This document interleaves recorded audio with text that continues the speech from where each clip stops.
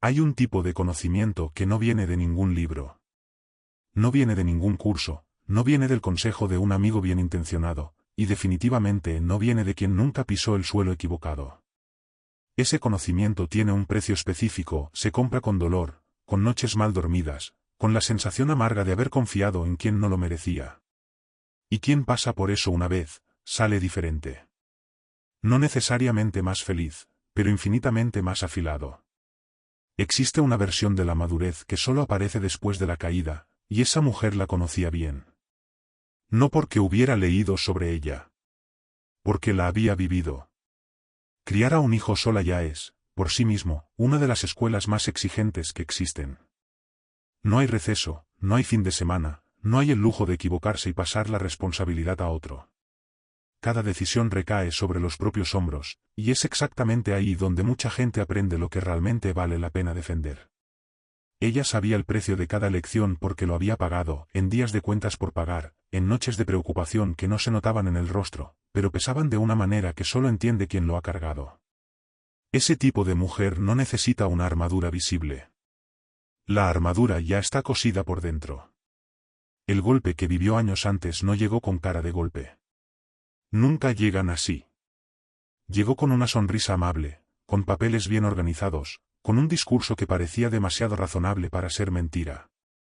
Un contrato mal explicado, o mejor dicho, explicado con cuidado quirúrgico justamente en las partes que no importaban, mientras que las que importaban quedaban enredadas en lenguaje técnico en medio de un párrafo que nadie lee. Ella firmó.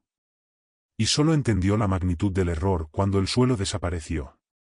Pero en lugar de quedarse en el suelo, se levantó con una pregunta nueva: ¿cómo funciona esto de verdad?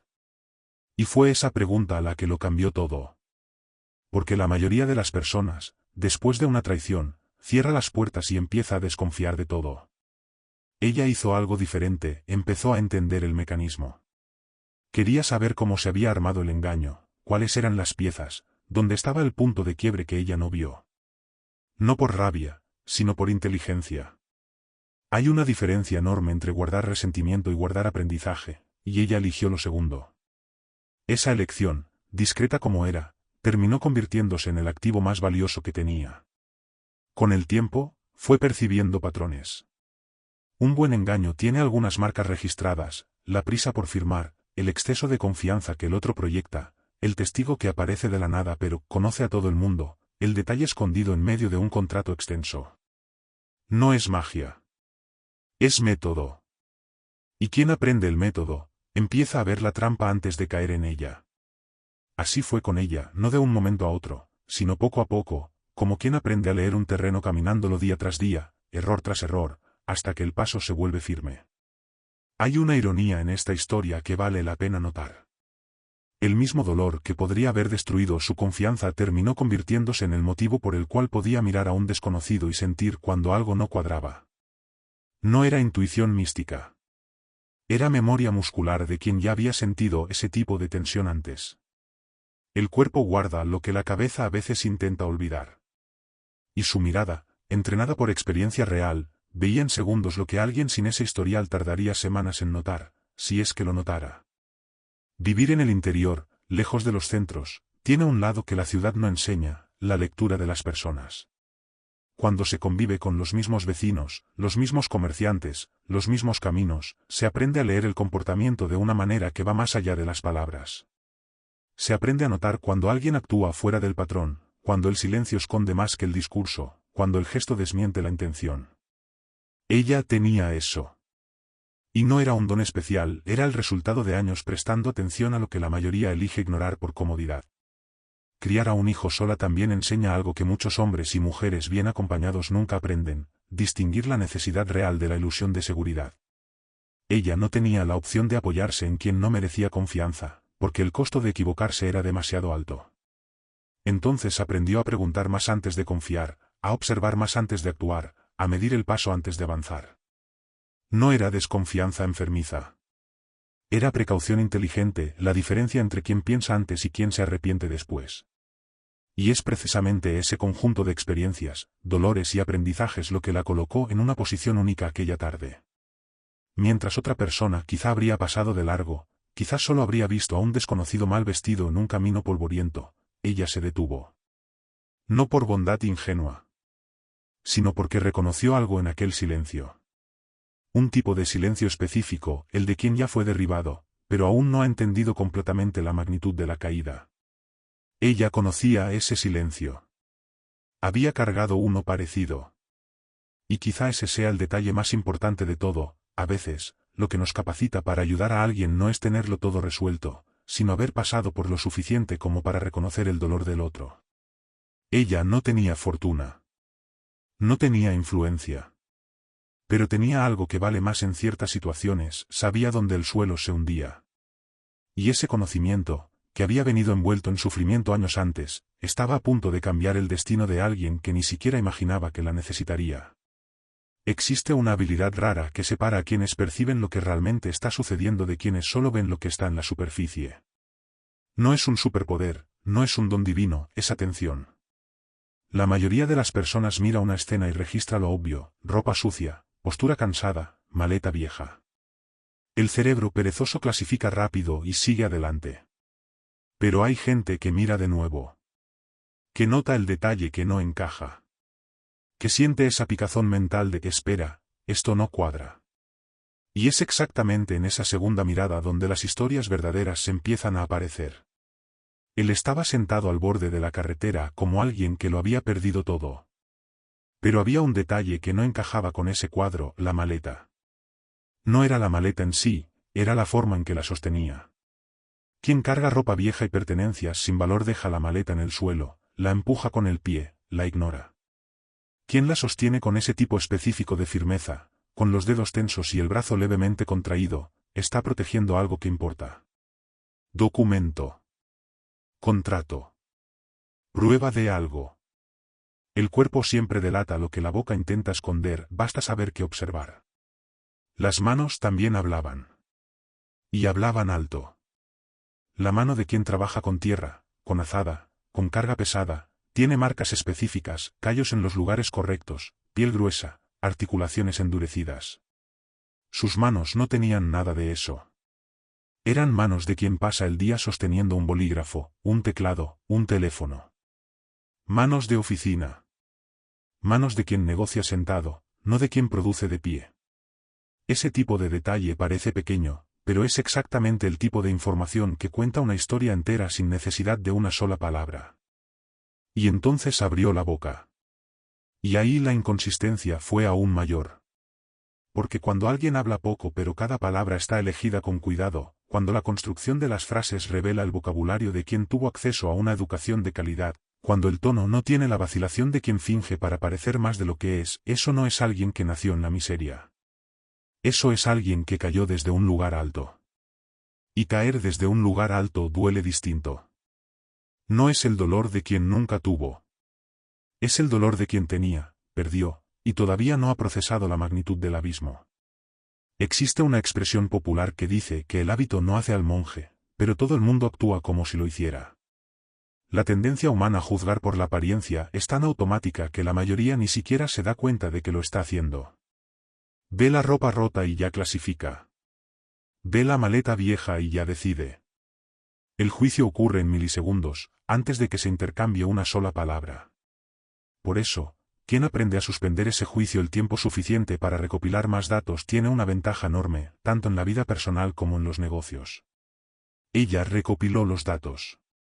Sin prisa, sin alarde, sin hacer preguntas obvias que lo pondrían a la defensiva. Solo observó. Y lo que vio fue una colección de pequeños paradoxos: ropa de quien no tiene nada, manos de quien siempre tuvo, habla de quien fue educado, postura de quien fue derribado recientemente. Ese conjunto no encajaba con un mendigo. Encajaba con alguien que estaba viviendo una crisis aguda. La diferencia entre ser pobre y estar pasando por un momento de pobreza es enorme, y ella sabía distinguir ambas cosas.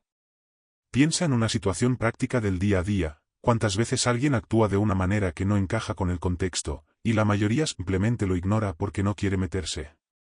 En una negociación, en una contratación, en una simple charla de vecindad, las señales siempre están ahí. El cliente que dice que quiere cerrar pero evita hablar de plazos. El socio que está de acuerdo con todo pero nunca firma nada. El compañero que hace muchas promesas pero siempre tiene una excusa para no cumplir. Las inconsistencias hablan antes que las intenciones. Aprender a escucharlas es una de las habilidades más prácticas que existen. Lo que ella estaba haciendo en ese momento, sin llamarlo así, era lectura de contexto. No análisis grafológico, no psicología clínica, simplemente el ejercicio de comparar lo que se presenta con lo que los detalles revelan. Es un músculo. Cuanto más se usa, más fuerte se vuelve. Y como cualquier músculo, solo se desarrolla con práctica deliberada, con el hábito de mirar de nuevo, de preguntarse internamente, ¿esto tiene sentido?, de no aceptar la primera versión como la versión completa. Había aún una última señal que confirmaba todo. Un hombre realmente sin recursos, realmente sin salida, pide ayuda. Extiende la mano, aborda a quien pasa, verbaliza la necesidad. Es parte de la naturaleza humana, cuando ya no queda nada que perder, el orgullo se va con ello. Pero él no pidió nada. Permaneció en silencio. Y ese silencio, paradójicamente, era la prueba de que todavía tenía algo que perder. Orgullo. Reputación. La narrativa de sí mismo como alguien competente. Pedir ayuda al borde de una carretera significaría admitir en voz alta lo que aún no podía admitir ni siquiera para sí mismo. Cada inconsistencia que ella notó en esa primera mirada fue una pieza. Y las piezas solas no dicen nada, es la combinación de ellas la que forma el cuadro real. Maleta sostenida con tensión. Manos que no trabajaron en el campo. Habla demasiado educada para el contexto. Silencio de quien aún tiene orgullo. Ninguna de esas piezas, aislada, probaría nada. Pero juntas, contaban una historia completamente distinta de la que la ropa intentaba narrar. Y ella apenas estaba comenzando a entender la magnitud de esa historia. Existe una forma de mentira que es mucho más peligrosa que la mentira completa. La mentira completa, cuando se descubre, destruye la credibilidad de quien mintió de forma instantánea y definitiva. Pero la verdad parcial, esa es sofisticada. Pasa el detector. Resiste al cuestionamiento superficial. Tiene la textura de la honestidad porque, técnicamente, nada de lo que se dijo es falso. El problema es lo que se dejó fuera. Y lo que se dejó fuera es exactamente lo que lo cambia todo. Quien aprende a identificar verdades parciales aprende, en la práctica, a leer lo que está entre líneas y eso vale oro en cualquier contexto de la vida. Cuando él finalmente habló, la historia vino en partes. Dijo que había venido a invertir. Eso era verdad. Dijo que había comprado tierras. También verdad. Dijo que había confiado en un hacendado influyente de la región. Verdad otra vez. Y dijo que las cosas se habían salido de control. Y fue exactamente en esa última parte donde la narrativa resbaló, porque las cosas no se salen de control solas. Los contratos no se vuelven contra quien los firmó por accidente. Siempre hay una secuencia de decisiones, de omisiones, de detalles ignorados o deliberadamente ocultos que conducen al punto de ruptura. El control no se escapa, es retirado. Ella escuchó todo con atención. No interrumpió, no cuestionó en el momento, no puso esa cara de duda que pone al otro a la defensiva antes de tiempo. Dejó que la historia fluyera.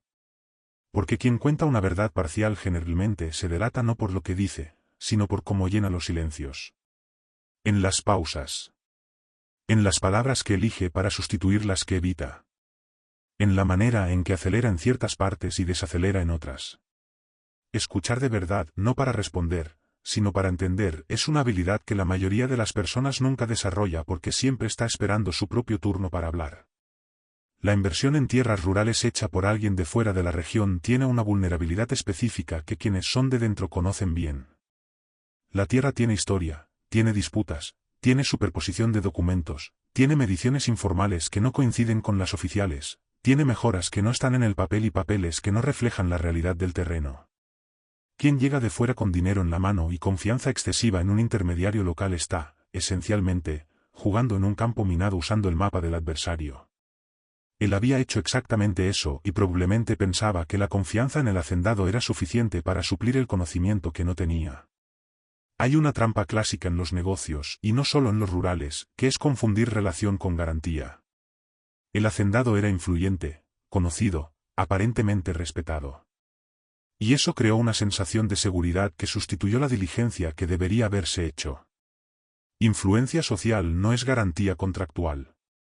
Reputación de boca en boca no es escritura registrada. Cuanto más alguien proyecta confianza y autoridad, más cuidado se debe tener, porque exactamente esa proyección es el principal activo de quien opera sobre la base de la manipulación. El encanto es la herramienta. La prisa por firmar es el disparador. Y la falta de cuestionamiento es la puerta abierta. Ella fue uniendo las piezas mientras él hablaba. Compró las tierras, pero ¿cómo estaba la documentación? Confió en el hacendado, pero ¿había contrato formal o solo un acuerdo verbal reforzado con un apretón de manos? Las cosas se salieron de control, pero ¿en qué momento específico, y qué ocurrió exactamente en ese momento? Cada respuesta que él daba levantaba 3 nuevas preguntas que no estaba respondiendo. No porque estuviera mintiéndole a ella, sino porque probablemente todavía se estaba mintiendo a sí mismo sobre la magnitud del problema. Hay algo que ocurre con frecuencia cuando alguien sufre un fraude sofisticado, la víctima tarda en reconocerse como víctima. El ego se resiste. La mente crea narrativas alternativas, fue mala suerte, las circunstancias cambiaron, yo también me equivoqué, pero la otra parte también tuvo culpa. Esa resistencia no es debilidad, es protección psicológica. Pero mientras la protección está activa, el análisis real queda comprometido. Él todavía estaba en esa fase. Aún narrando la historia de una manera que preservaba la idea de que había tomado decisiones razonables, porque admitir que fue engañado dolía más que admitir que se equivocó. Y ella entendía eso. No con lástima, sino con reconocimiento.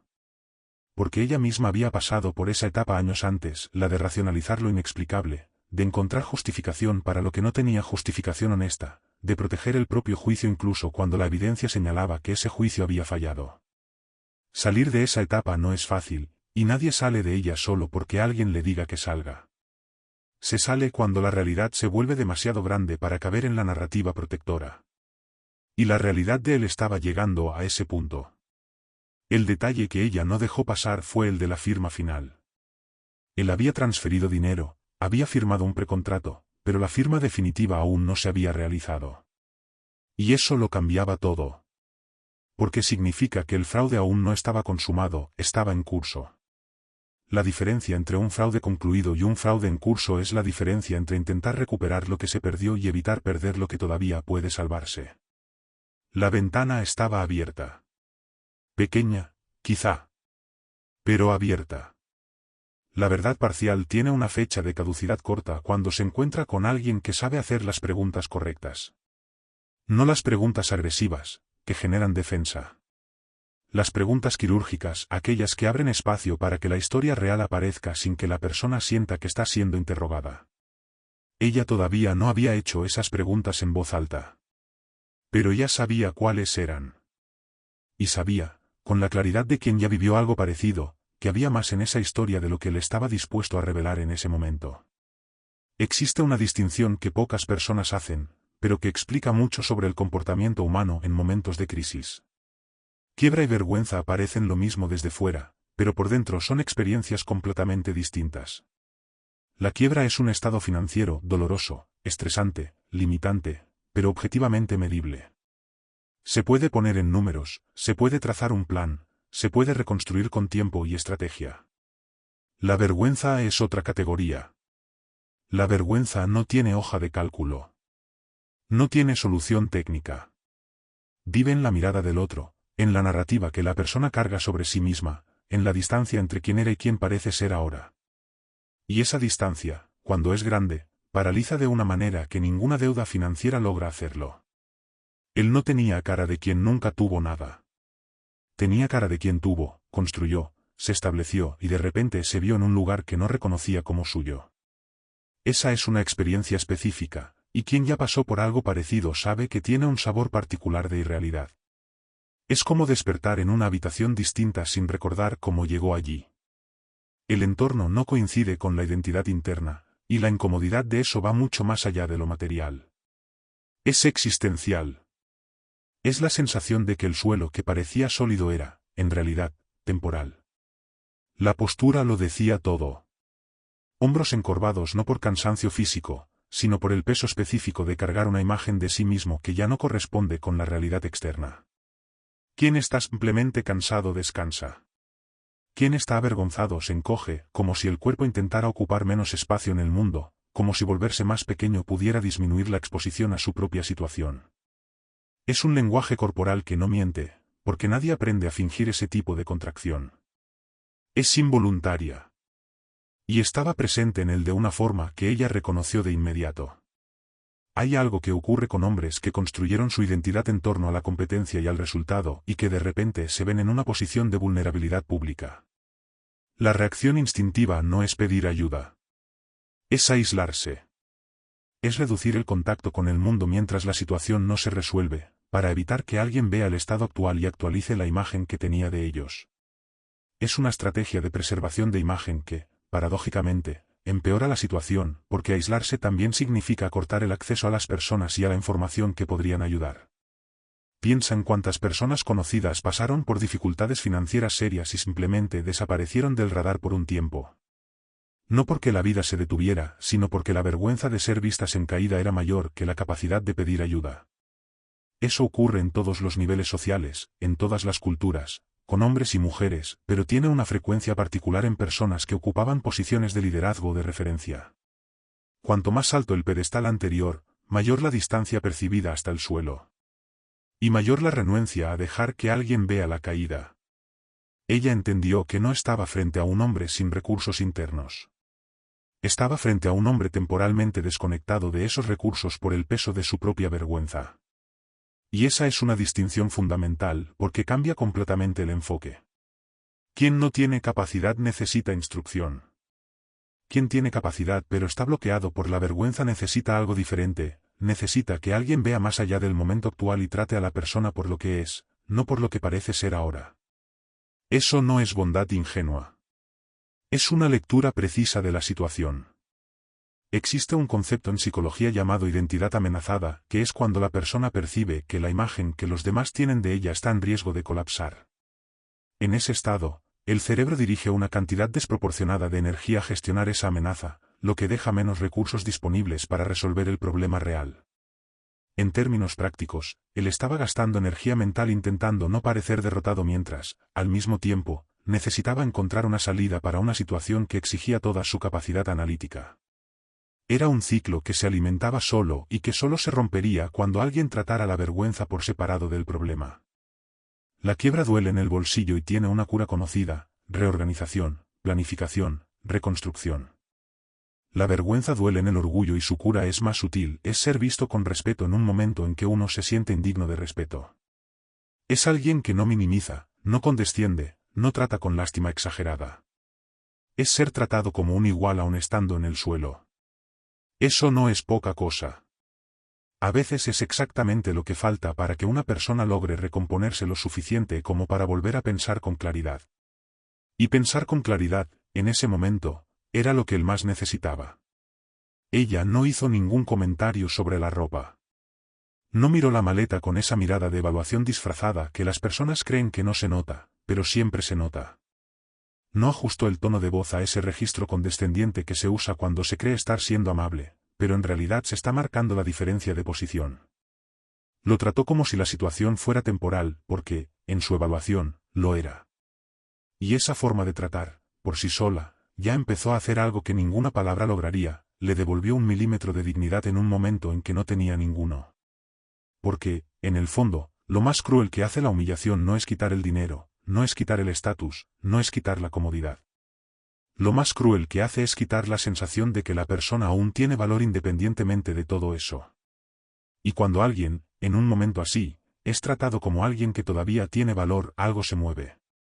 No dramáticamente, no con discurso motivacional, no con palmaditas en la espalda ni frases hechas. Algo se mueve de forma silenciosa y profunda, como un engranaje que estaba atascado y encuentra el encaje correcto. Y fue exactamente eso lo que empezó a suceder allí, al borde de la carretera, en una tarde polvorienta que parecía ordinaria, pero no lo era. Reconocer un patrón que ya se ha vivido en carne propia es una de las experiencias más extrañas que existen. Es como escuchar una canción que no suena desde hace años y recordar cada palabra sin haberla ensayado. El cerebro guarda lo que importa con una fidelidad que sorprende, especialmente cuando lo que importa fue grabado junto con dolor. Ella no necesitó mucho tiempo para identificar el tipo de situación que él estaba describiendo. Las piezas eran demasiado familiares. No idénticas, un buen fraude nunca es idéntico, porque quien lo comete aprende a variar lo suficiente como para no ser reconocido de inmediato. Pero la estructura por debajo, el esqueleto del montaje, era el mismo. Y ese lo conocía de memoria. Las cláusulas ocultas tienen una técnica específica de ocultamiento que no es aleatoria. No están al final del contrato, donde cualquier persona desconfiada irá primero a revisar. Están en el medio, enterradas en un párrafo denso, después de una página y media de lenguaje técnico que cansa la lectura, en un momento en que el cerebro ya está en modo de procesamiento superficial. Es casi diseño cognitivo aplicado al fraude, usar el cansancio mental del lector como aliado.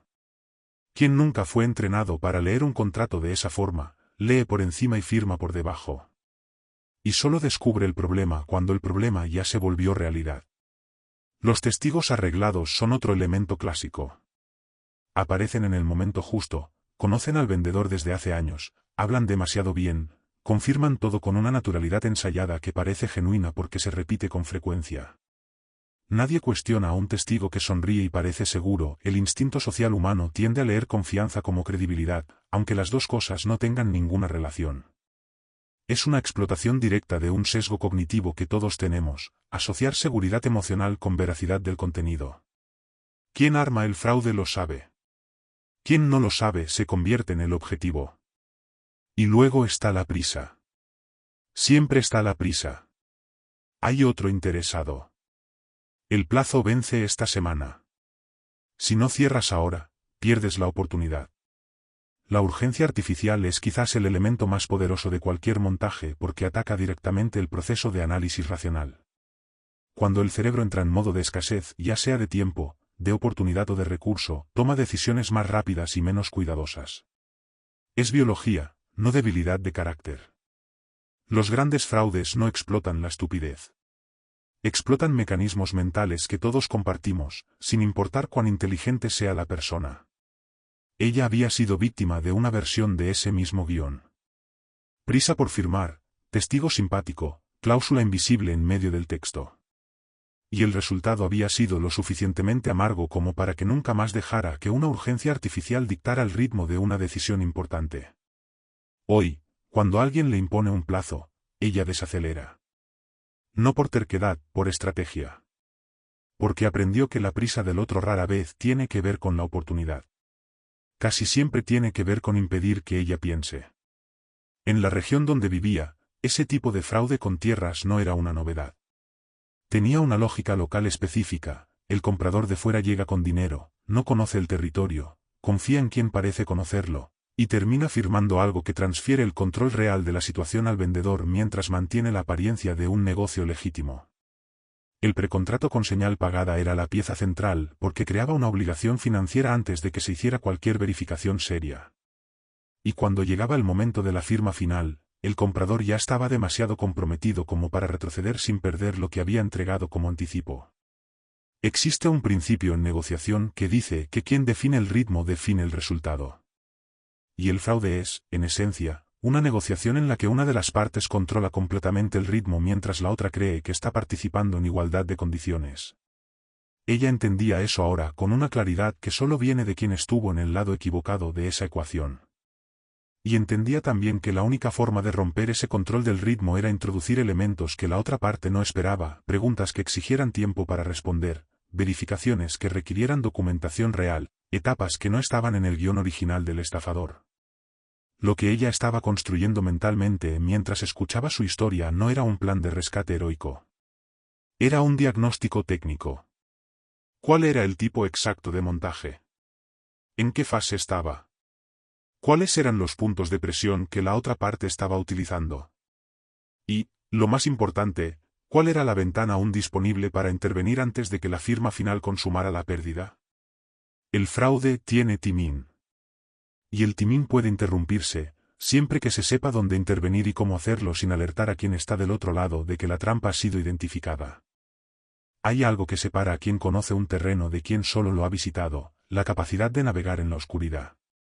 Cuando se conoce profundamente una situación, ya sea un mercado, una región, un tipo de contrato, un patrón de comportamiento, se actúa con una seguridad que no necesita largas explicaciones. Se sabe qué hacer porque ya se ha visto cómo termina. Ella estaba en esa posición. No porque fuera especial, sino porque había pagado el precio de aprender ese terreno de la forma más costosa posible, en carne propia. Y mientras él todavía estaba en la etapa de narrar el problema, ella ya estaba 3 pasos adelante, mapeando las posibilidades. No con arrogancia, no con la prisa de quien quiere aparecer como salvadora.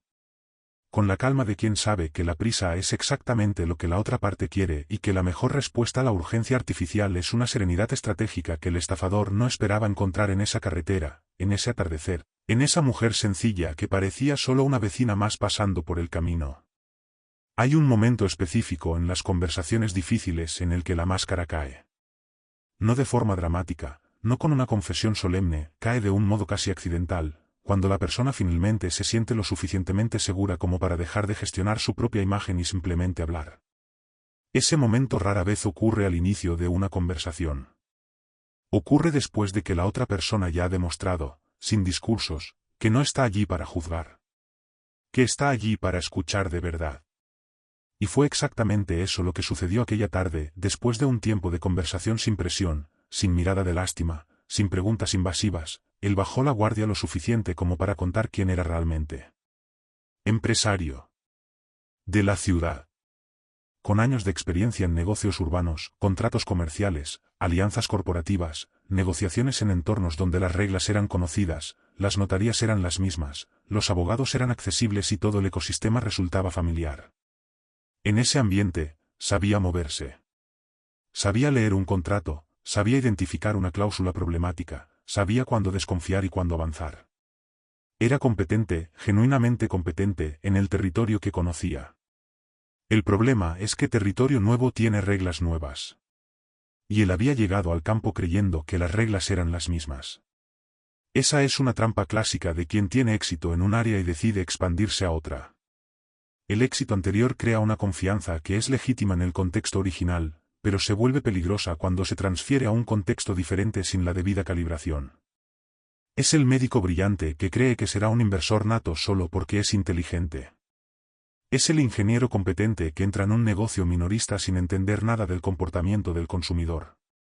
La inteligencia es real, la competencia es real, pero el mapa mental construido en un terreno no funciona automáticamente en otro.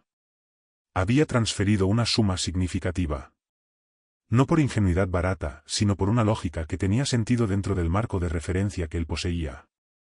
El hacendado era influyente, tenía trayectoria en la región, estaba referenciado por personas que parecían confiables. En negocios urbanos, ese tipo de validación social suele ser suficiente como primer filtro. En el interior, donde las relaciones son antiguas y los acuerdos muchas veces preceden a los papeles, esa lógica tiene una capa extra de complejidad que él desconocía y que el estafador conocía muy bien. El precontrato había sido firmado. La señal había sido pagada. Y ahora solo faltaba la firma final, aquella que lo volvería todo definitivo, que cerraría cualquier posibilidad de reversión y consolidaría la pérdida de forma irrevocable. Era el último escalón del montaje. Y el hacendado lo estaba empujando hacia ese escalón con la urgencia característica de quien sabe que cada día adicional es un riesgo de que la situación sea descubierta. La prisa no era comercial. Era estratégica. Era el fraude llegando a su recta final. Existe una expresión que dice que cada oficio tiene su propio idioma. El negocio rural tiene vocabulario, tiene costumbres, tiene formas de verificación que quien es de fuera simplemente no aprende en ningún libro, las aprende conviviendo, equivocándose, preguntando a la persona correcta. La medición de tierras en el campo no funciona igual que el metro cuadrado en la ciudad. La documentación de propiedad rural tiene matices que una notaría urbana no prepara a nadie para entender. Y el acuerdo de palabra, que en el campo tiene un peso cultural enorme, puede usarse tanto como base de confianza genuina como herramienta de manipulación por quien sabe explotar exactamente ese peso. Él lo sabía ahora. Con la claridad dolorosa de quien entiende el error después de que ya fue cometido. Y esa claridad tardía tiene un efecto particular, no solo muestra lo que se hizo mal, sino que muestra exactamente cómo la propia competencia fue usada en su contra. Porque el estafador no había engañado a un ignorante. Había engañado a alguien inteligente, usando la inteligencia de esa persona como herramienta, haciendo que construyera justificaciones racionales para cada paso del montaje, creyendo que estaba analizando cuando en realidad estaba siendo conducido. Cuando terminó de hablar, había menos peso en el aire. No porque el problema hubiera disminuido, seguía siendo del mismo tamaño. Sino porque nombrar el problema en voz alta, ante alguien que escucha sin juzgar, tiene un efecto real de reorganización interna. Es como un cajón que estaba atascado y finalmente se abre. El contenido sigue siendo el mismo, pero ahora es accesible. Y cuando el contenido es accesible, empieza a ser posible pensar con más claridad sobre qué hacer con él. Él no estaba resuelto, estaba, por primera vez desde que la situación comenzó a desmoronarse, listo para pensar. Ella escuchó todo. Y cuando él terminó, no dijo qué absurdo, ni qué horror, ni ninguna de esas reacciones que parecen empáticas pero en la práctica solo refuerzan la sensación de catástrofe.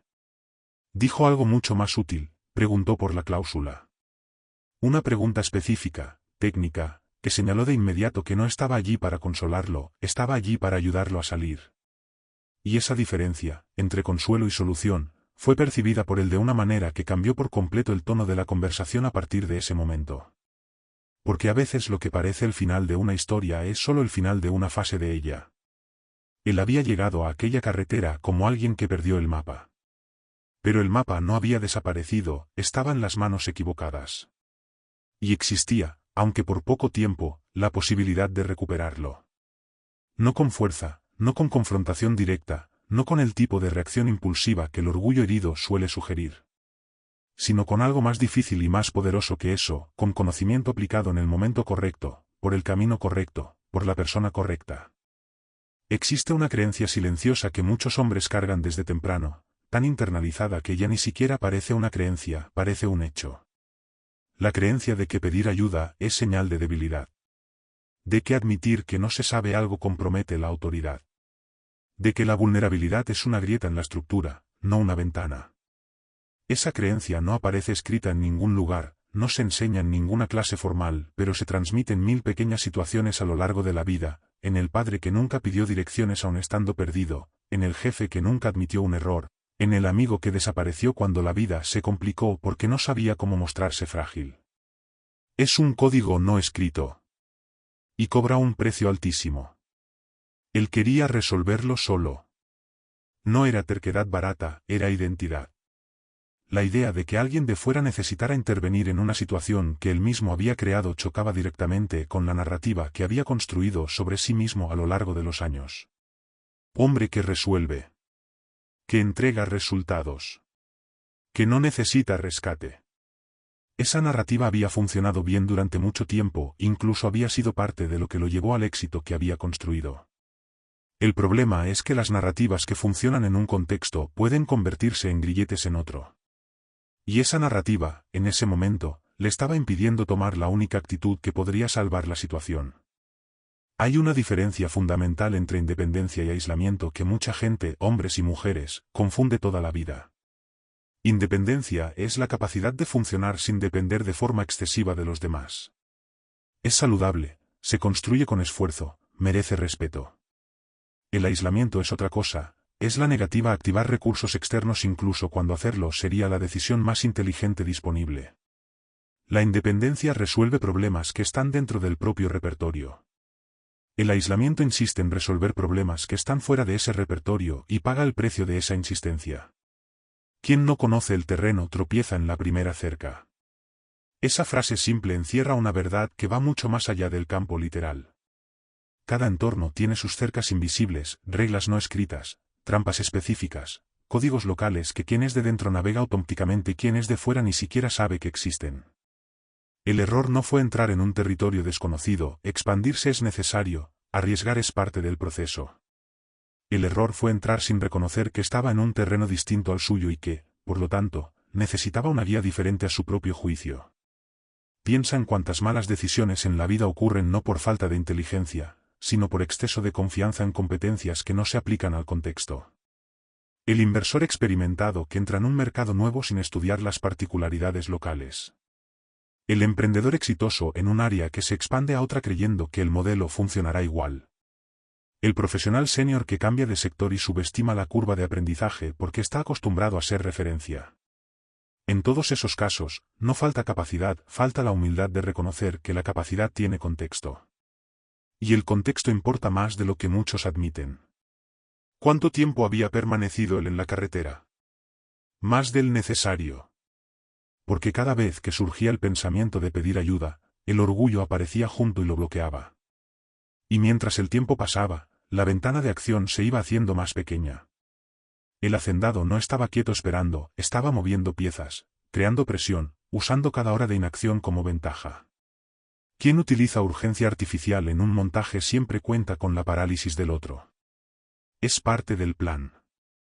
Y el orgullo, en ese sentido, estaba siendo el mejor aliado involuntario del estafador. Existe una investigación fascinante sobre la toma de decisiones bajo estrés que muestra que, cuanto mayor es la presión emocional, más tiende el cerebro a buscar soluciones dentro del repertorio ya conocido, incluso cuando ese repertorio claramente no está funcionando. Es un mecanismo de supervivencia que tiene sentido en situaciones físicas de peligro, pero que se vuelve contraproducente en situaciones complejas que exigen flexibilidad. En términos prácticos, cuanto más presionado se sentía, más intentaba resolverlo de la forma en que siempre lo había hecho. Y la forma en que siempre lo había hecho no funcionaba allí. Lo que rompió el ciclo no fue una revelación interna.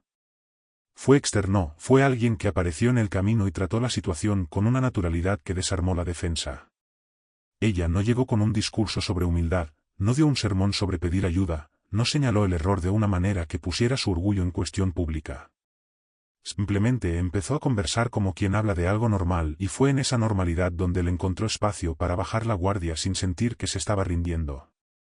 A veces la cura del orgullo paralizante no es confrontarlo. Es hacer que la alternativa sea lo suficientemente cómoda como para que la persona la elija por sí misma. Hay un error común sobre la fuerza que vale la pena nombrar: mucha gente confunde rigidez con fuerza. Cree que ceder, ajustar, pedir, reconocer límites, que todo eso es debilidad. Pero quien ya enfrentó situaciones realmente difíciles sabe que es lo contrario. La rigidez se quiebra. La flexibilidad resiste. El bambú que se dobla con el viento es más difícil de derribar que el roble que no se inclina.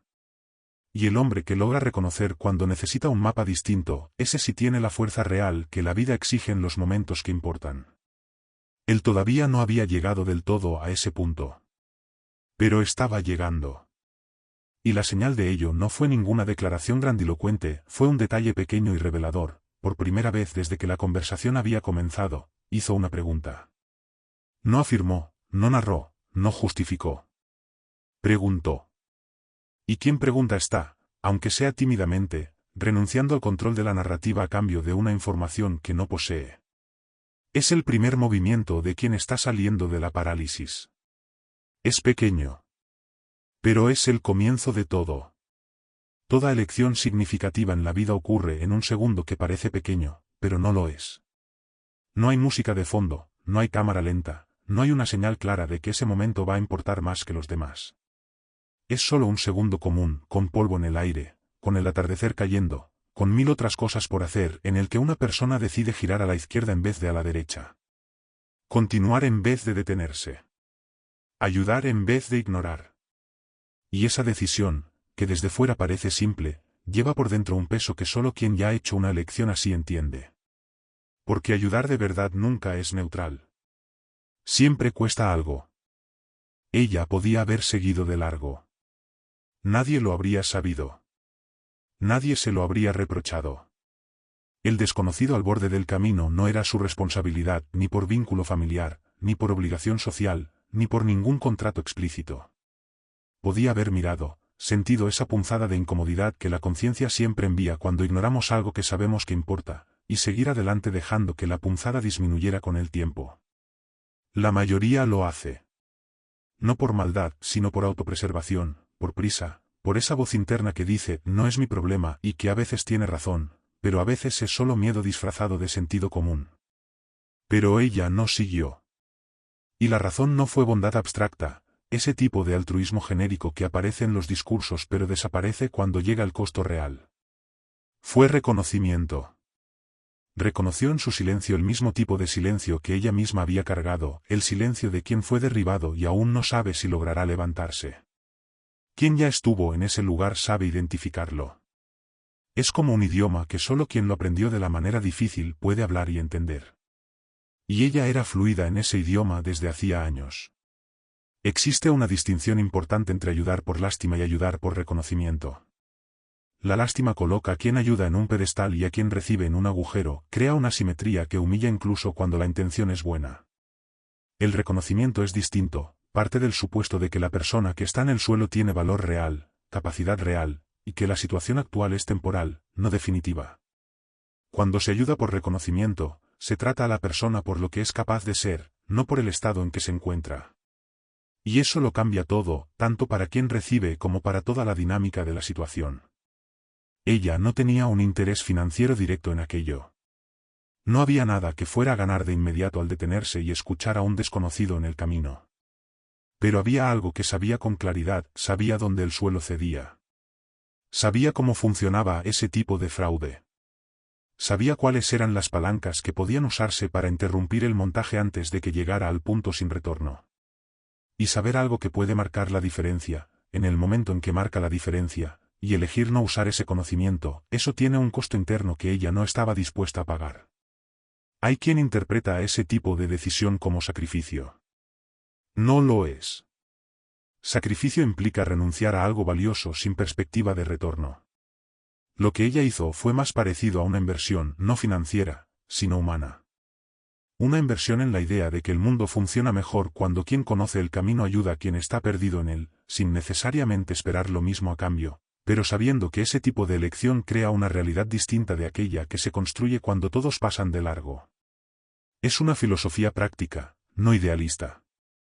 Y ella había llegado a ella por experiencia, no por teoría. La hija estaba con ella. Y eso también importaba, quizá más que cualquier otra cosa en ese momento. Porque los niños absorben lo que ven mucho más que lo que oyen. El discurso sobre valores no forma el carácter. La acción concreta sí lo hace. Y allí se estaba creando, en tiempo real, un recuerdo que la niña llevaría durante años, el recuerdo de una madre que vio a alguien necesitando ayuda, reconoció la situación por lo que era, y eligió detenerse. No por obligación. Por decisión deliberada. Ese tipo de recuerdo no desaparece. Permanece. Y moldea. Había también un elemento estratégico en su decisión que vale la pena nombrar. Sabía que, si el fraude se consumaba, la situación repercutiría en la región de una manera que afectaría a todos, incluida ella. Un estafador que tiene éxito repite el método. Una región que normaliza ese tipo de práctica atrae más de lo mismo. Al interrumpir ese ciclo específico, no solo estaba ayudando a un desconocido, estaba protegiendo el territorio que era el suyo. Era interés propio y generosidad al mismo tiempo, envueltos en una sola decisión. No necesitaba elegir entre uno u otro. Y entonces llegó el momento de la decisión en sí. No fue anunciado, no fue deliberado en voz alta, no vino después de una lista de pros y contras. Fue instintivo, pero un instinto construido por la experiencia, no por impulso. Es diferente. El impulso actúa sin información. El instinto entrenado actúa con toda la información acumulada a lo largo del tiempo, comprimida en un único momento de claridad. Ella se detuvo. Giró. Miró de frente. Y a partir de ese gesto simple, que duró menos de un segundo, una cadena de acontecimientos comenzó a moverse en una dirección completamente distinta. Porque a veces el giro de una historia no está en el gran gesto, en el recurso poderoso, en la intervención dramática. Está en la decisión silenciosa de no pasar de largo. De no dejarlo para otro. De reconocer que el momento ha llegado y que la persona que tiene lo necesario para actuar está allí. Y que pasar de largo, en ese caso, no sería neutralidad. Sería también una elección. Solo que la elección de dejar que el suelo se hunda un poco más donde ya estaba cediendo. Existe una diferencia enorme entre reaccionar y responder. Reaccionar es automático, es el impulso que viene antes del pensamiento, la emoción que se convierte en acción sin pasar por el filtro del análisis. Responder es otra cosa, es el movimiento calculado de quien entendió la situación, mapeó las posibilidades y eligió el camino con mayor probabilidad de resultado real. La mayoría de las personas, cuando se enfrenta a una injusticia o a un montaje en curso, reacciona. Grita, acusa, confronta directamente, telegrafiando cada intención a quien está del otro lado. Y quien está del otro lado, que conoce el juego, simplemente se adapta. Ella lo sabía. Por eso no reaccionó. Respondió. Lo primero que entendió, con la claridad de quien ya vio esa película antes, es que el fraude tiene una vulnerabilidad central, necesita velocidad. Todo el montaje está construido sobre el supuesto de que la víctima se moverá al ritmo que el estafador dicta. Prisa por firmar, urgencia artificial, plazo que vence, otro interesado que aparece de la nada. Todo eso existe con una única función, impedir que la persona piense con calma. Porque el pensamiento sereno es el mayor enemigo de cualquier montaje bien armado. Y la respuesta más poderosa a esa estrategia de velocidad es, paradójicamente, la desaceleración deliberada. Ella no llegó con una acusación. No fue hacia el hacendado señalándolo con el dedo y diciendo que sabía lo que estaba pasando. Ese sería el movimiento más intuitivo y el más ineficaz. Una acusación directa sin prueba concreta solo sirve para poner al acusado a la defensiva, darle tiempo para ajustar la narrativa y transformar el enfrentamiento en una disputa de versiones donde quien tiene más influencia local lleva ventaja. Ella no tenía más influencia que él en la región. Pero tenía algo mejor, conocía el terreno. Y en el terreno, quien conoce el camino no necesita gritar, necesita saber dónde pisar. La revisión de las cláusulas fue el primer movimiento. No de forma alarmista, no con lenguaje de denuncia, sino con la naturalidad técnica de quien simplemente quiere entender lo que está firmando antes de firmar. Es un derecho básico que cualquier parte en una negociación tiene, y ejercerlo no despierta sospechas inmediatas. Pero despierta algo más valioso que la sospecha, despierta tiempo. Cada cláusula revisada con cuidado es un día más sin firma final. Y cada día sin firma final es un día más para que la situación sea iluminada. Cambiar de notaría fue el segundo movimiento. Sutil, pero quirúrgico. Una notaría combinada es parte fundamental del fraude con tierras, es donde documentos problemáticos se registran sin cuestionamientos, donde testigos conocidos aparecen en el momento adecuado, donde todo el proceso es facilitado por relaciones que la víctima desconoce. Proponer una notaría distinta, en otro municipio, sin explicar el motivo de forma alarmante, era el equivalente a sacar el juego del campo del adversario. Un fraude armado en un entorno específico pierde parte de su estructura cuando el entorno cambia. No desaparece, pero se debilita. La exigencia de una medición oficial del terreno fue el tercer movimiento. Y ese tenía un efecto doble. Por un lado, era una verificación legítima y jurídicamente respaldada. Nadie puede ser obligado a firmar la compra de un terreno sin comprobar si la superficie declarada corresponde a la real. Por otro, era una amenaza velada para quien sabía que la medición revelaría discrepancias. La tierra en el campo tiene una historia de mediciones informales transmitidas de generación en generación, y muchas veces lo que está en el papel no refleja lo que está en el suelo. Exigir la medición oficial era abrir una caja que el hacendado probablemente prefería mantener cerrada.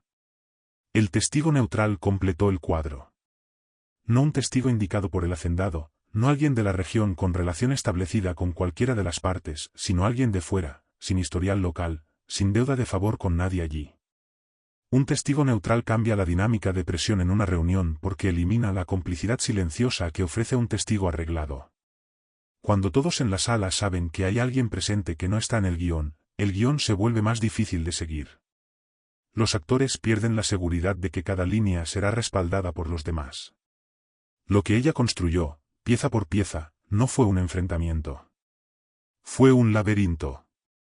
Cada movimiento introdujo un obstáculo legítimo en el camino hacia la firma final, un obstáculo que no podía rechazarse sin levantar sospechas, pero que tampoco podía superarse rápidamente sin comprometer la estructura del montaje. El fraude necesita un camino limpio y rápido del principio al fin. Ella transformó ese camino en algo lleno de curvas, verificaciones y pausas obligatorias.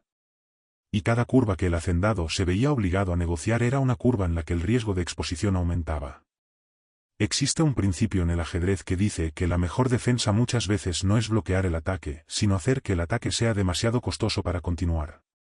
No se trata de eliminar la amenaza de una vez, sino de aumentar el precio de cada avance hasta que el adversario calcule que no vale la pena seguir. Ella estaba aplicando exactamente ese principio.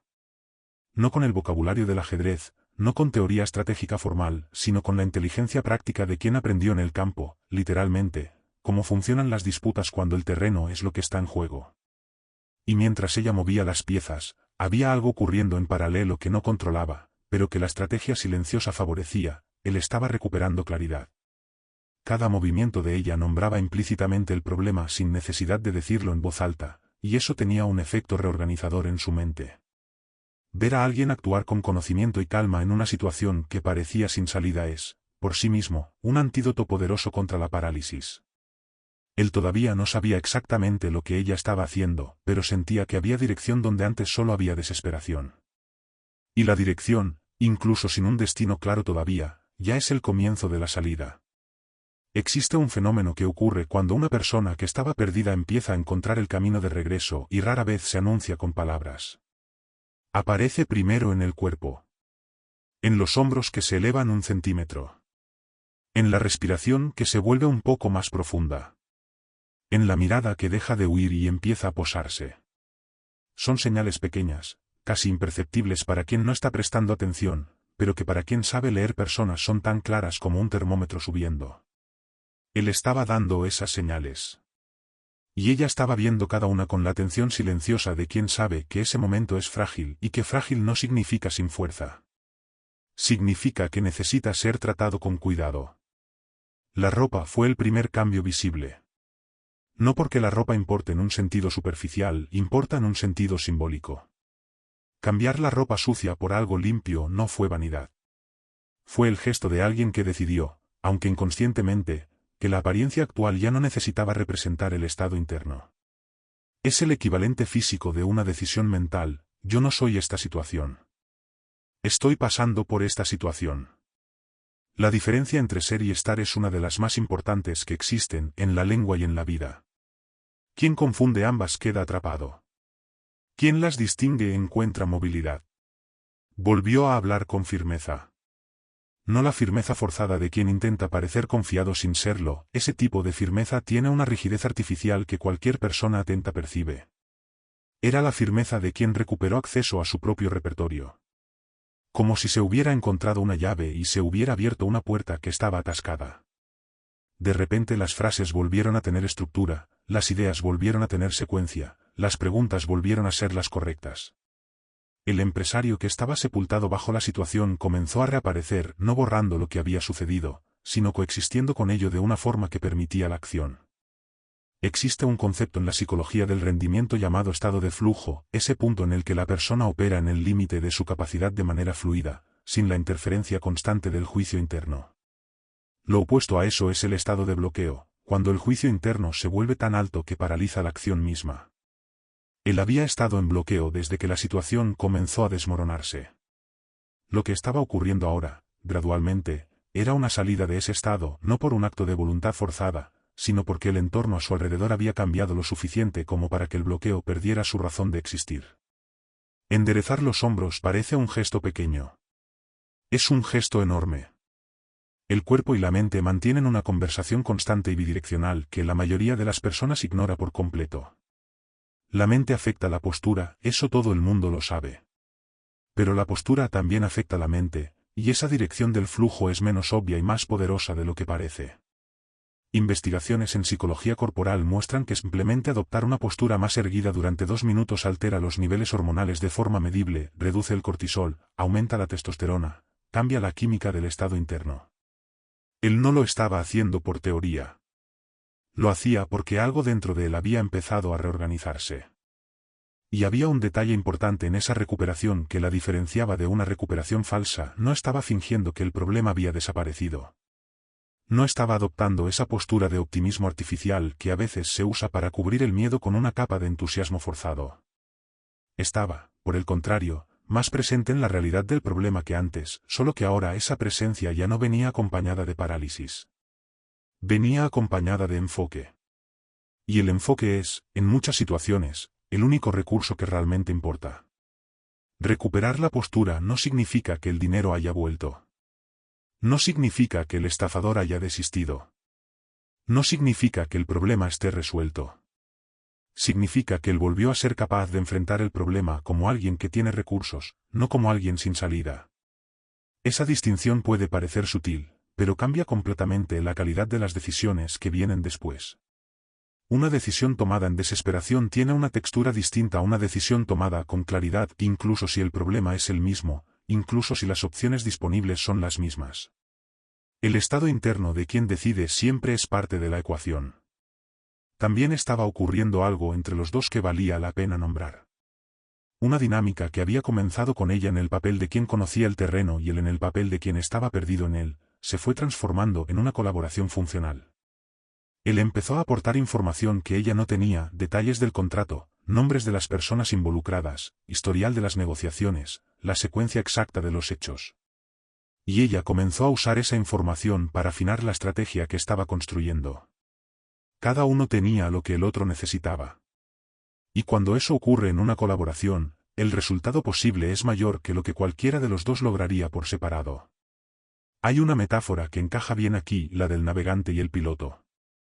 El piloto conoce el vehículo, sabe operarlo, tiene la habilidad técnica para ir de A a B. El navegante conoce el territorio, sabe dónde están los obstáculos, puede trazar la ruta con información que el piloto no tiene. Separados, ambos son limitados, uno sin destino claro, el otro sin control del vehículo. Juntos, llegan a donde ninguno llegaría solo. Él estaba retomando el papel de piloto. Ella ya estaba en el papel de navegante. Y la combinación de ambos estaba creando algo que, horas antes, parecía imposible, una ruta de salida. Y entonces llegó el momento en que la estrategia que ella había construido silenciosamente tendría que salir del bastidor y aparecer en el mundo real. La reunión estaba marcada.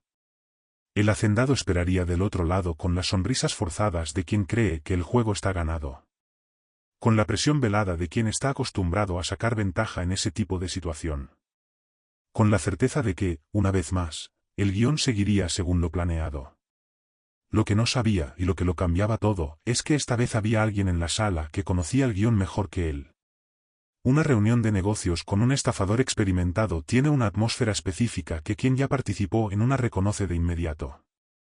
El entorno parece normal en la superficie, mesa, sillas, apretones de mano, sonrisas, palabras educadas. Pero por debajo de todo eso existe una tensión que pulsa como corriente eléctrica, demasiado discreta para ser nombrada, pero demasiado presente para ser ignorada. Es la tensión de un juego en el que una de las partes cree conocer todas las cartas y la otra finge que tampoco las conoce. Es teatro. Y como todo teatro, tiene guión, tiene actores, tiene marcas de escena. La diferencia es que en este lo que está en juego no es el aplauso. Es el patrimonio. El hacendado llegó con la postura de siempre, esa combinación específica de cordialidad exagerada y autoridad velada que las personas acostumbradas a dominar ambientes usan como armadura social. La sonrisa demasiado amplia para ser espontánea. El apretón de manos demasiado firme para ser solo un saludo. La voz calibrada en el tono de quien está haciendo un favor al aceptar estar allí. Era una actuación construida a lo largo de años de repetición y funcionaba porque la mayoría de las personas, al enfrentarse a ese tipo de presencia, siente una incomodidad instintiva al confrontarla. El campo de fuerza social del confiado es real. Y él sabía usarlo. El empresario, estaba distinto a cómo estaba en la carretera. No completamente recuperado, no sin el peso de lo ocurrido, pero presente de una manera que antes no estaba. Se sentó con la postura de quien llegó para resolver, no de quien llegó para suplicar. Y eso ya alteró el campo de fuerza de la reunión de una forma que el hacendado notó, aunque no lo nombrara. Cuando la víctima prevista de un guión aparece fuera del comportamiento esperado, quien escribió el guión lo siente, un microajuste en la postura, una fracción de segundo adicional antes de hablar. Pequeño. Pero presente. Ella permaneció en silencio al principio. No por timidez, por estrategia. Dejó que el hacendado hablara, que el guión avanzara, que la presión por la firma apareciera de forma natural. Porque era importante que él se comprometiera en voz alta con la versión que quería vender antes de cualquier cuestionamiento. Una versión comprometida en voz alta es mucho más difícil de ajustar que una versión que aún está solo en la cabeza. Era una trampa de paciencia y ella sabía esperar. Quien tiene prisa revela el juego temprano. Quien tiene estrategia espera el momento correcto. El momento correcto llegó cuando el hacendado, demasiado cómodo con su propio guión, empezó a presionar por la firma. La urgencia artificial regresó con toda su fuerza, otro interesado, plazo que se cerraba, oportunidad que no se repetiría. Era el mismo disparador de siempre, activado en el mismo momento de siempre, con la misma intención de siempre, impedir que ocurriera el análisis. Y fue exactamente en ese punto cuando ella interrumpió. No con un grito, no con una acusación, no con el tipo de interrupción que genera un enfrentamiento emocional inmediato. Con una pregunta. Una sola pregunta, hecha con la calma de quien ya conoce la respuesta. La cláusula 7b. 4 sílabas que cambiaron la temperatura de toda la sala. No porque fueran palabras mágicas, sino porque revelaron que había alguien allí que había leído el contrato de verdad. Que había encontrado lo que estaba escondido en medio del párrafo denso de la página 6. Que sabía exactamente dónde estaba la trampa y la estaba nombrando en voz alta, en el momento más inconveniente posible para el hacendado. La cláusula 7b probablemente trataba algo específico, una condición que parecía razonable en una lectura rápida, pero que, leída con atención, transfería un derecho importante de manera que beneficiaba exclusivamente al vendedor. El silencio que siguió a la pregunta fue del tipo que no necesita interpretación. No era el silencio de quien está pensando la respuesta. Era el silencio de quien fue sorprendido. La diferencia es perceptible, quien está pensando la respuesta mueve los ojos, tiene la expresión de quien busca. Quien fue sorprendido queda, por una fracción de segundo, completamente estático, como un sistema que se congela antes de reiniciarse. El hacendado reinició rápido, era lo suficientemente experimentado para eso. Pero el silencio ya había ocurrido.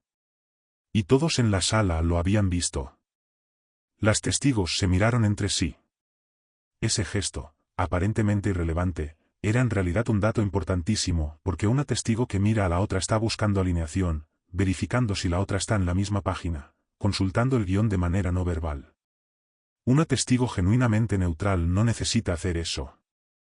Solo lo hace quien está combinada. Y el gesto de mirarse entre sí, hecho de forma instintiva en un momento de presión, delató el acuerdo sin que nadie tuviera que probar nada en una notaría. El fraude tiene una fragilidad estructural que permanece invisible mientras todo está bajo control, depende de que todos los elementos se mantengan en su lugar al mismo tiempo. Cuando un elemento se desplaza, los demás empiezan a vibrar. La cláusula nombrada puso al hacendado en modo defensivo. Las testigos que se miraron rompieron la apariencia de neutralidad. La notaría distinta eliminaba el aliado documental. Y la testigo neutral presente en la sala eliminaba la complicidad silenciosa. Uno por uno, los pilares del montaje estaban siendo retirados no con explosión, sino con precisión quirúrgica. Y allí estaba el hacendado, con la sonrisa ahora levemente desajustada, intentando recuperar el control de una sala que había escapado de su guión de una forma que aún intentaba comprender por completo. Porque el problema no era solo que ella conociera la cláusula. El problema era que ella la conocía y él no sabía cuánto más sabía además de eso. Y esa incertidumbre, esa imposibilidad de calcular el verdadero alcance de lo que tenía enfrente, es lo que paraliza a quien opera sobre la base de la manipulación. La manipulación necesita previsibilidad. Y la sala había dejado de ser previsible. Una farsa bien construida tiene una característica que la hace simultáneamente poderosa y frágil, es un sistema interdependiente. Cada pieza sostiene a las otras. La testigo sostiene la versión. La versión sostiene el contrato. El contrato sostiene la presión. La presión sostiene la urgencia. Y la urgencia sostiene todo. Es una arquitectura de ilusión que, mientras está intacta, parece sólida como el concreto. Pero tiene una propiedad que el concreto no tiene: cuando una pieza cede, las demás no se mantienen en pie por sí solas. Caen juntas. Y la velocidad con la que todo el sistema colapsa, cuando el colapso comienza, sorprende incluso a quien lo estaba esperando. La primera pieza en ceder había sido el silencio del hacendado después de la pregunta sobre la cláusula 7b, pequeño, rápido, casi imperceptible, pero suficiente para cambiar el estado emocional de todos en la sala. Porque un silencio inesperado en una negociación tiene un peso desproporcionado a su tamaño. Señala que el territorio esperado terminó y que quien debería tener la respuesta no la tiene, o la tiene, pero sabe que darla costará más que el silencio. En ambos casos, el mensaje es el mismo, había algo allí que no estaba limpio. Y todos los presentes procesaron ese mensaje, cada uno a su manera. La notaría alternativa fue mencionada a continuación. No como acusación, sino como información práctica, casi burocrática. La documentación será registrada en la notaría de tal municipio, que ya fue contactada y tiene disponibilidad. Una frase simple, dicha con la naturalidad de quien solo está comunicando un detalle logístico. Pero el efecto en la sala fue el de una puerta que se cierra.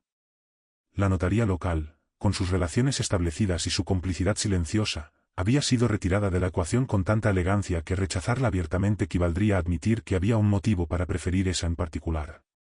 Y admitir eso era inadmisible. La exigencia de la medición oficial llegó enseguida, con la misma naturalidad calculada. Antes de la firma final, la medición oficial debe ser presentada y verificada. Derecho legítimo, lenguaje técnico, tono de quien solo está siendo diligente. Pero bajo esa capa de normalidad estaba la cuchilla más afilada de toda la estrategia, porque la medición oficial de un terreno negociado con metraje inflado es el final del camino. No se puede negociar con el metro. No se puede convencer al instrumento de medir algo distinto a lo que está en el suelo. Era una exigencia que el hacendado no podía rechazar sin levantar sospechas inmediatas, y no podía aceptar sin exponer el fraude. Y entonces la testigo neutral hizo sentir su presencia no a través de ninguna intervención particular, sino por el simple hecho de estar allí. Una testigo de fuera, sin relación con ninguna de las partes, con nombre y datos registrados antes de que la reunión comenzara, era una cámara que no podía apagarse. Todo lo que fuera dicho, prometido, sugerido o insinuado en esa sala tenía ahora una observadora que no pertenecía al guión. Y un guión que encuentra un elemento fuera del libreto tiene dos caminos, improvisar o terminar. El hacendado eligió, sabiamente desde el punto de vista de la autopreservación, una tercera opción, desacelerar.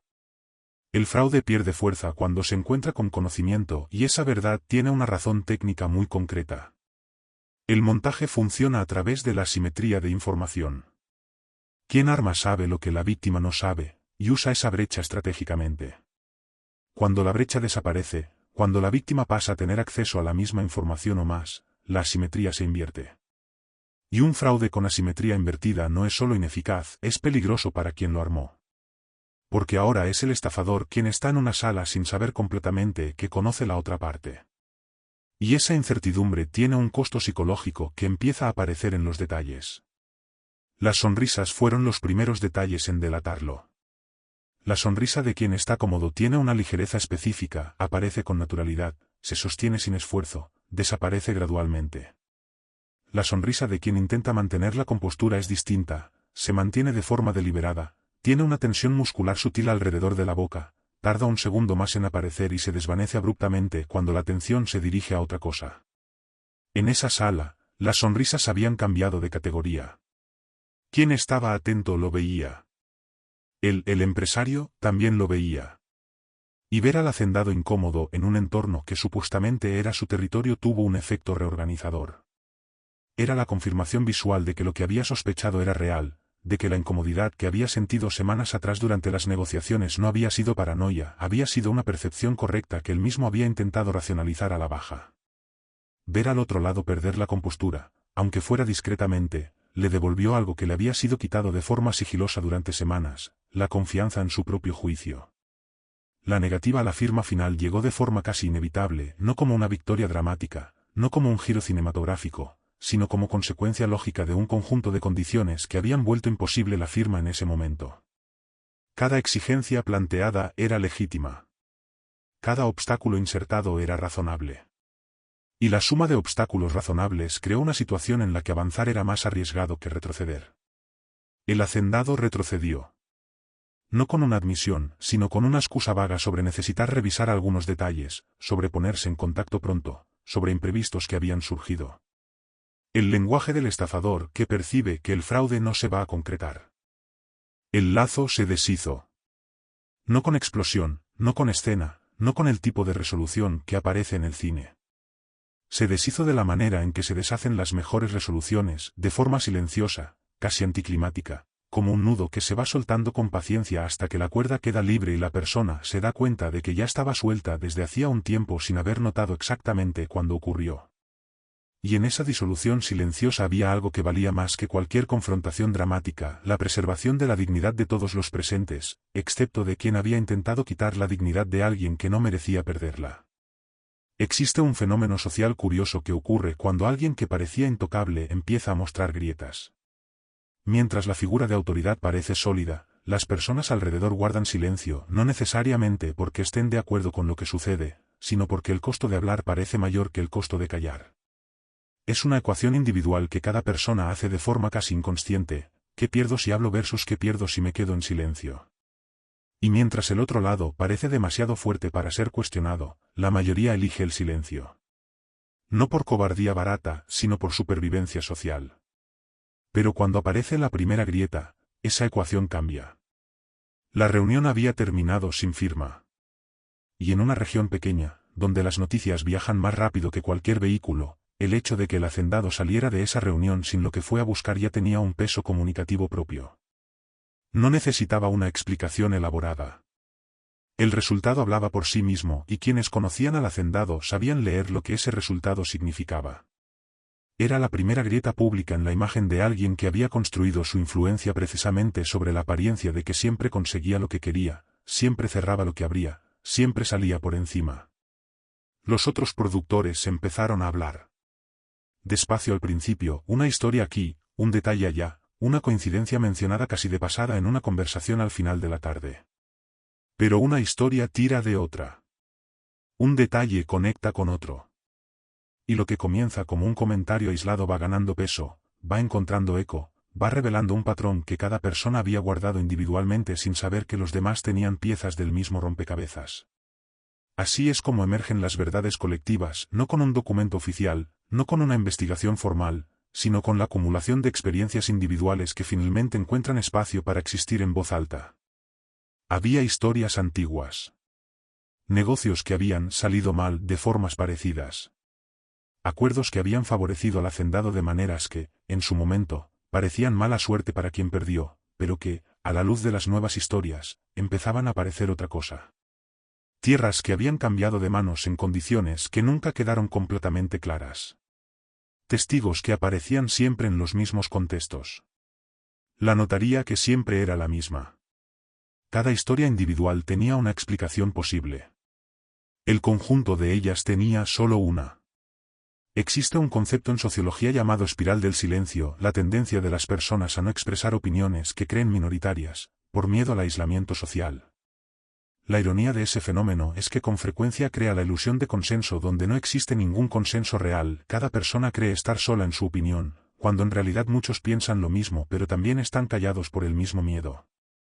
Cuando alguien rompe el silencio y la respuesta no es castigo sino eco, la espiral empieza a girar en sentido contrario.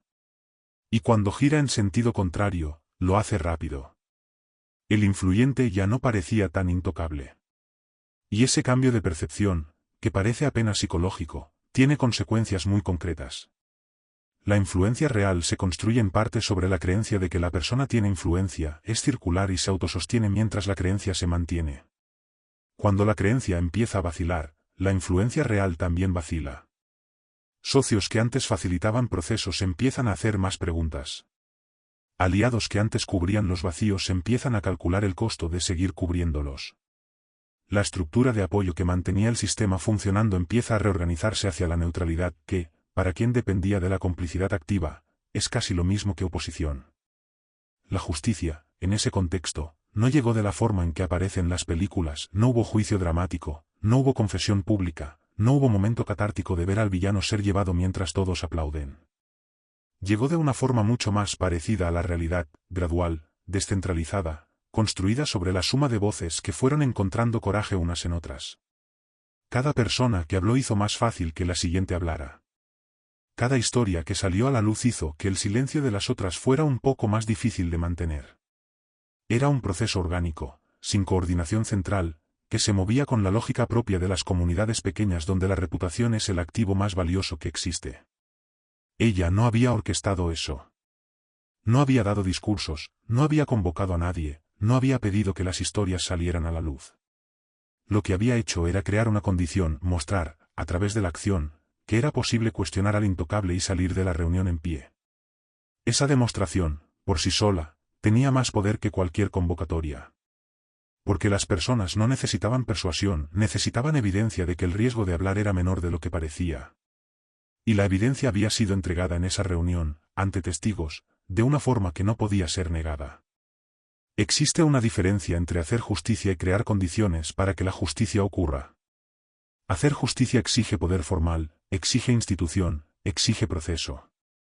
Crear condiciones es algo que cualquier persona con conocimiento, coraje y estrategia puede hacer independientemente de cargo, influencia o recursos financieros.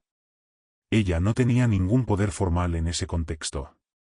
Pero había creado una condición que el poder formal difícilmente habría creado de la misma manera, en el mismo tiempo, con el mismo resultado humano. Porque lo que ocurrió no fue solo una exposición. Fue una reorganización del tejido social de ese lugar. Y en medio de todo eso, había algo que merecía ser observado con atención, la forma en que él estaba presenciando todo aquello. El hombre que había llegado a esa región como un extraño, que casi había sido engullido por un sistema que no conocía, estaba ahora viendo ese sistema reorganizarse parcialmente a causa de una cadena de acontecimientos que había comenzado al borde de un camino, en una tarde polvorienta, con una maleta en el suelo y un silencio que ella reconoció. Y cuanto más veía, más entendía que lo que había ocurrido no era solo sobre él. Era sobre un patrón que llevaba demasiado tiempo existiendo y que estaba, finalmente, empezando a encontrar una resistencia a su altura. La gratitud genuina tiene una textura distinta a la gratitud performática. La performática aparece rápido, viene con palabras grandes, con gestos exagerados, con la urgencia de quien necesita demostrar el sentimiento antes de procesarlo de verdad. La genuina tarda un poco más en llegar, porque necesita pasar por el filtro de quien realmente entendió la magnitud de lo que recibió. Él tardó. Permaneció en silencio un tiempo después de que todo se resolvió, como alguien que está calculando internamente una deuda cuya moneda aún no tiene nombre.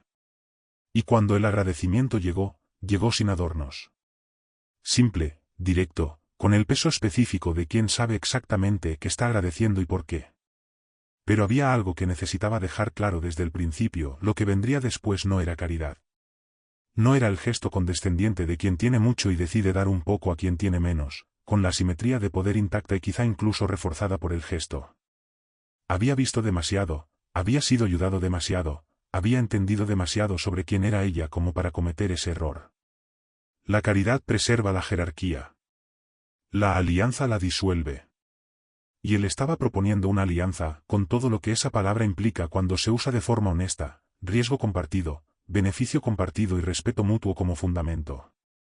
La compra de su producción a precio justo fue el primer elemento de la propuesta. No precio de favor, precio justo. Existe una diferencia que parece semántica, pero no lo es. El precio de favor crea dependencia, crea obligación, crea una relación en la que quien recibe el favor queda en una posición de deudor permanente. El precio justo crea una transacción limpia, cada parte entregando lo que tiene, cada parte recibiendo lo que vale, sin un residuo de obligación que contamine la relación futura. Ella tenía tierra, tenía producción, tenía conocimiento del territorio. Él tenía acceso al mercado, tenía capacidad de distribución, tenía la estructura que ella no tenía. Era un intercambio donde ambos lados tenían algo real que ofrecer. La inversión en la pequeña propiedad vino junto. No como donación, como aporte con retorno esperado. Mejor infraestructura produce más. Mejor producción genera más ingresos. Más ingresos benefician a ambos lados de la alianza. Era lógica de negocio, no de beneficencia. Y esa distinción importaba para ella tanto como para él, porque ella no quería ser objeto de generosidad. Quería ser reconocida por lo que era, una agente económica competente en un territorio que conocía profundamente, que había sido mantenida pequeña no por falta de capacidad sino por falta de acceso al tipo de estructura que él podía ofrecer. La cooperativa fue el elemento de la propuesta que reveló más sobre cómo la había cambiado desde que llegó a esa región. Una cooperativa no solo la beneficia a ella, beneficia a otros productores de la región, crea una estructura colectiva de negociación que fortalece a todos los que participan. Era un pensamiento sistémico, de alguien que había salido del modo de supervivencia individual y estaba pensando en el ecosistema completo. Pero también había un elemento estratégico en eso: una cooperativa fuerte es protección colectiva contra exactamente el tipo de fraude que él casi sufrió. Era construir, con recursos, la misma resistencia que ella había construido con conocimiento. Existe un principio en economía que dice que los mercados funcionan mejor cuando la información está distribuida de manera más equitativa entre los participantes. El fraude, en esencia, es una explotación radical de la asimetría de información. Quien lo arma sabe, la víctima no sabe. Una cooperativa bien estructurada es un mecanismo de distribución de información, conocimiento sobre precios, contratos, derechos y mercado circulando entre personas que individualmente serían vulnerables pero colectivamente se vuelven resilientes. Él estaba proponiendo construir exactamente eso. Y lo hacía no por altruismo abstracto, sino porque entendía ahora, con claridad visceral, el costo real de la asimetría de información. Ella escuchó la propuesta con atención. Sin prisa por aceptar, sin el entusiasmo performático de quien dice sí antes de entender a qué está diciendo sí. Hizo preguntas. Buenas preguntas sobre los términos, sobre las responsabilidades de cada parte, sobre qué ocurriría si las condiciones cambiaban, sobre cómo se resolverían los desacuerdos. Era la misma mujer que había leído el contrato del hacendado con los ojos de quien busca lo que está escondido, ahora leyendo la propuesta de él con el mismo cuidado. No por desconfianza específica hacia él, sino por principio. Porque aprendió que confianza y diligencia no son opuestos. Son complementarios. Hay algo que merece ser nombrado en esa escena porque es raro, y por eso mismo, merece atención: dos personas en extremos muy distintos del espectro de recursos y contexto, llegando a una negociación como pares. No iguales en todo, las diferencias eran reales y ninguno fingía que no lo fueran. Pero iguales en el sentido que importa en una negociación honesta, cada uno con algo que el otro necesitaba, cada uno con el poder de decir no, cada uno siendo tratado por el otro como alguien cuya perspectiva merecía consideración real. Ese tipo de negociación es más raro de lo que debería ser. Y cuando ocurre, tiende a producir acuerdos que perduran. Él no la había salvado. Necesitaba dejar eso claro para sí mismo, porque la tentación de construir una narrativa de redención personal a través de ayudar a otro es real y debe ser reconocida. Ella no necesitaba salvación, se había arreglado con lo que tenía durante años, y habría seguido haciéndolo. Lo que ganaba con la alianza era acceso, era escala, era la posibilidad de que lo que ya funcionaba funcionara en una dimensión mayor. La diferencia entre quien la ayudó y quien habría hecho caridad estaba exactamente allí: él reconoció valor donde ya existía valor, en lugar de crear dependencia donde había competencia. Y había, en ese momento, una simetría que ninguno de los dos nombró pero que ambos sintieron. Él había llegado a esa región buscando una oportunidad de inversión y casi lo perdió todo. Ahora estaba encontrando una oportunidad real, no fabricada por un estafador, sino nacida de una relación construida en circunstancias extraordinarias y sostenida por un respeto mutuo genuino. A veces lo que la vida quita por la puerta principal lo devuelve por la ventana, en una forma distinta, con un envoltorio diferente, pero con un valor que el original no habría tenido si hubiera llegado por el camino fácil. Existe un tipo de escena que la vida produce rara vez: aquella en la que todo lo que ocurrió antes encuentra su lugar de forma silenciosa, sin discurso, sin necesidad de explicación. Es el momento en que la historia se cierra no con una respuesta definitiva, sino con una claridad que solo aparece después de todo lo vivido. No es un final feliz en el sentido simple de la palabra.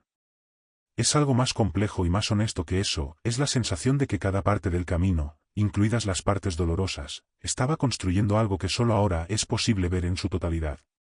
Y ver en su totalidad, incluso cuando el cuadro aún tiene partes incompletas, tiene un valor que ningún atajo habría podido ofrecer. La carretera era la misma.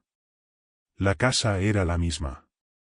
El polvo suspendido en el aire al final de la tarde, la luz que lo doraba todo con esa generosidad específica del interior, el silencio que no era vacío sino lleno de sonidos que la ciudad no tiene, todo igual. Y al mismo tiempo, completamente distinto. Porque lo que había cambiado no era el escenario. Eran quienes estaban en él. Ambos habían atravesado algo juntos que dejó marca, no la marca de una cicatriz que duele cuando se presiona, sino la marca de una experiencia que cambia la forma en que una persona ocupa el espacio a su alrededor. Hay quienes pasan por situaciones difíciles y salen más pequeños. Hay quienes salen más grandes. Los dos habían salido más grandes.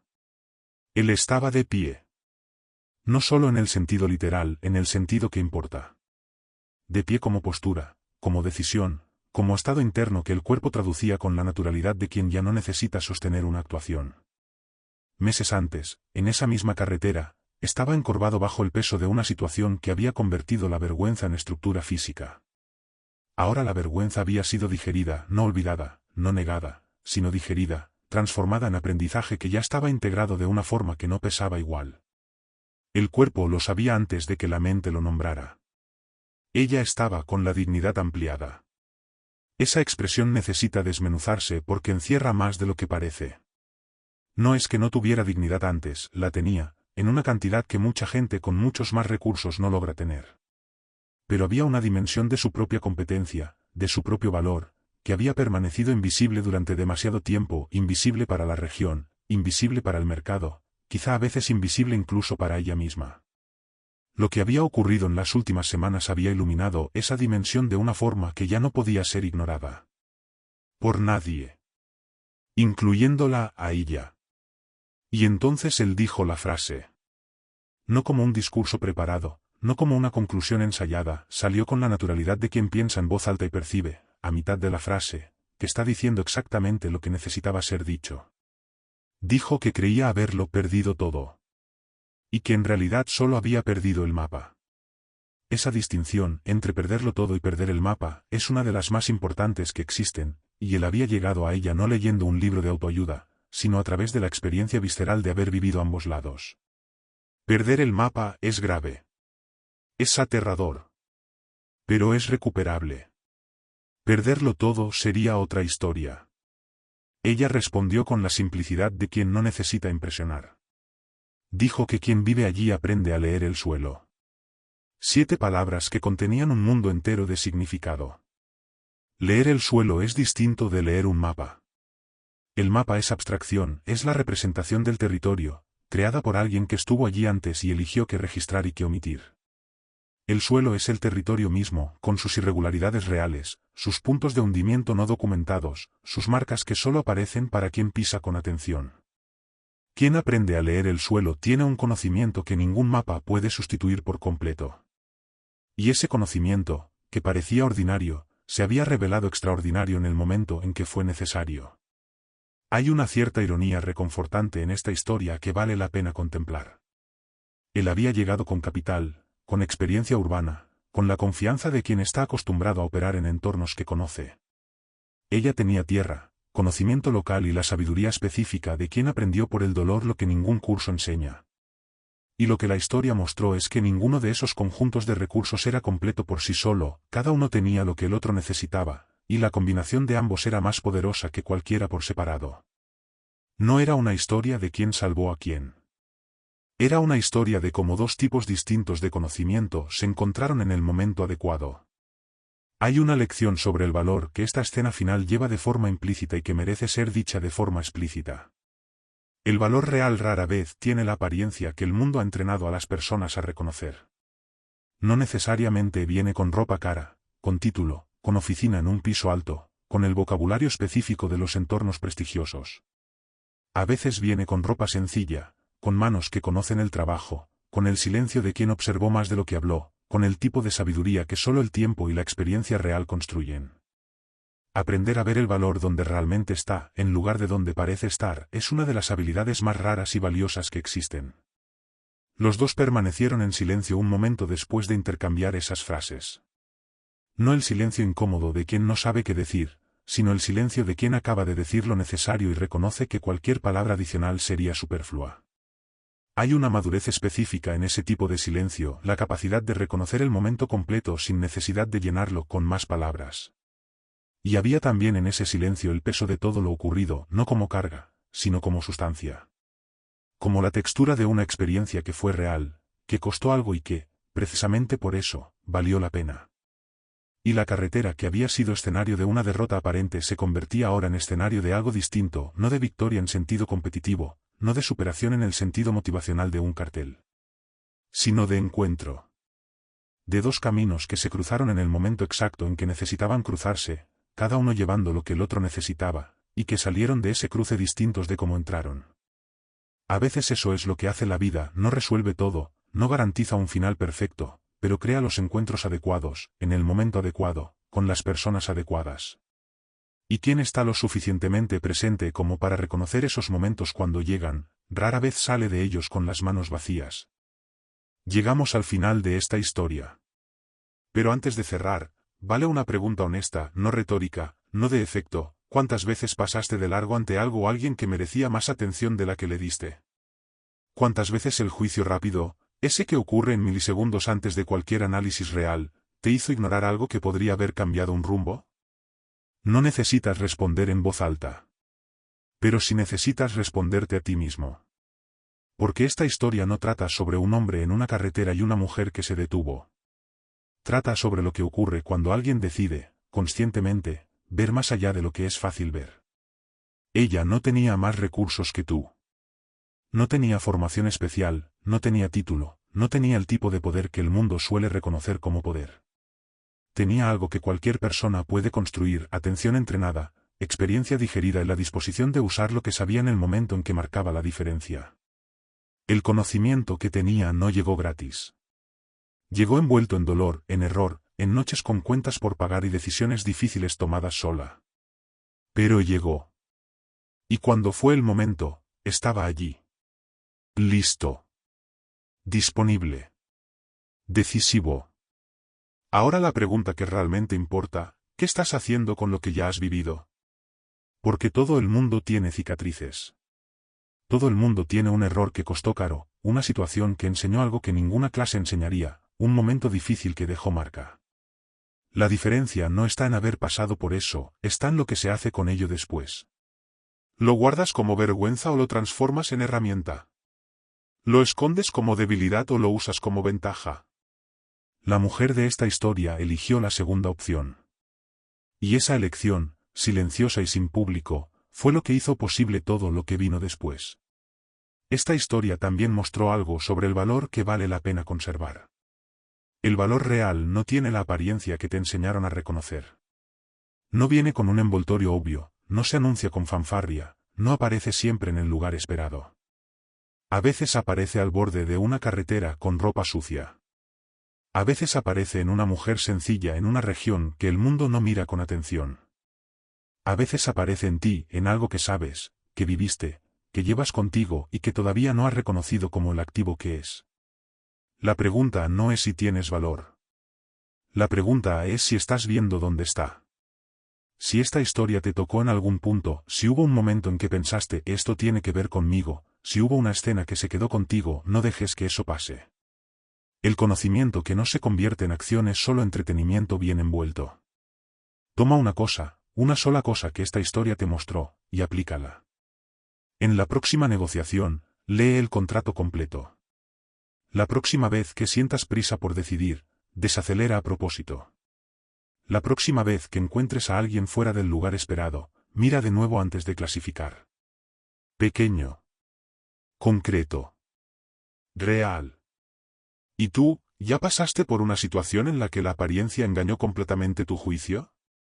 ¿Ya fuiste juzgado por quien parecías ser en lugar de por quien realmente eres? ¿O ya ignoraste algo que después se reveló mucho más importante de lo que parecía en la superficie? Cuéntalo en los comentarios. No porque sea protocolo de canal, sino porque las historias reales, vividas por personas reales, tienen un peso que ninguna historia guionizada puede tener. Y porque tal vez tu historia sea exactamente lo que alguien que está leyendo los comentarios necesitaba escuchar hoy. Si este contenido tuvo sentido para ti, si te llevas algo que no tenías cuando llegaste, suscríbete al canal y activa la campanita.